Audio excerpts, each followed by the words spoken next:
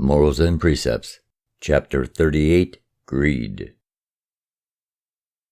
Commit no avaricious deed to obtain additional riches. Fill not your heart with love for the possessions of another, nor support yourself with that which belongs to him, unless you have his authority so to do. Avariciousness turns a kindly friend into a bitter foe. It drives the trusted servant away from his master. It comes between husband and wife and alienates father from son.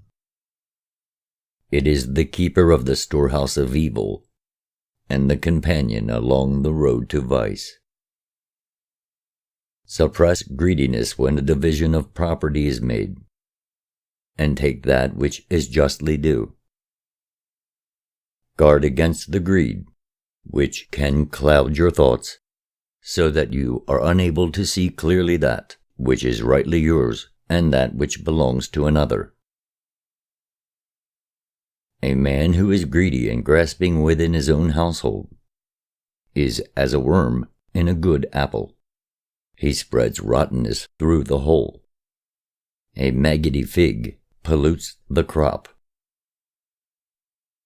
Greed will gain earthly goods, even riches, but it distorts the soul. The soul of a greedy man is not pleasant to behold. The possessions of a greedy man are never secure, for his avariciousness will destroy that which his greed has gathered.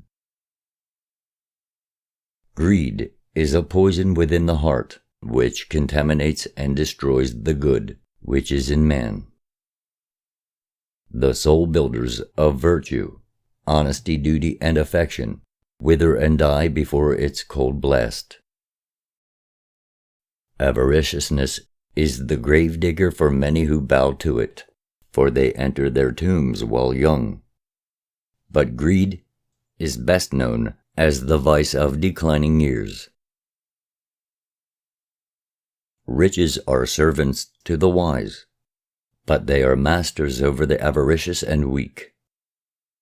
The fool serves his riches, they do not serve him. The greedy man possesses them as a sick man possesses a fever. They torment him and he cannot rest. His bedchamber is not a place of peace, and his headrest denies him sleep. He is tormented by dreams of loss, and thieves assume the visages of demons. Of what good are gold and silver, when an abundance causes so much wickedness? Have they not stripped countless women of their virtue?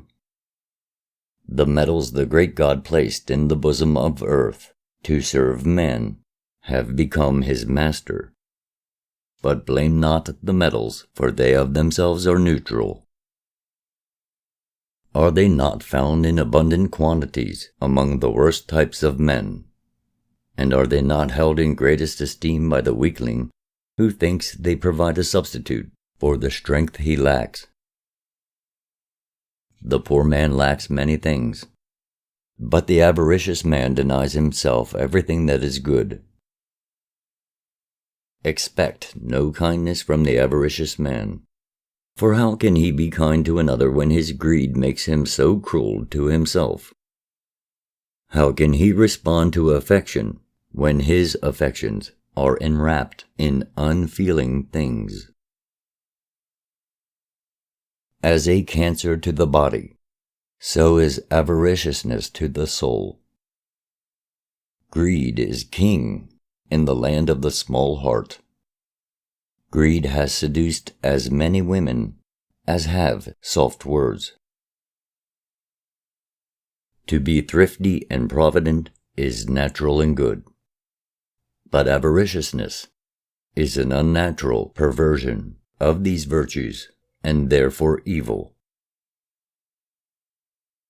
The first good thing an avaricious man does is die, and his death is the first benefit he bestows on man. Marriage to an avaricious man is like living in a residence without furniture. In olden times, when men dwelt beneath the sun beyond the mountains, the avaricious man was not known.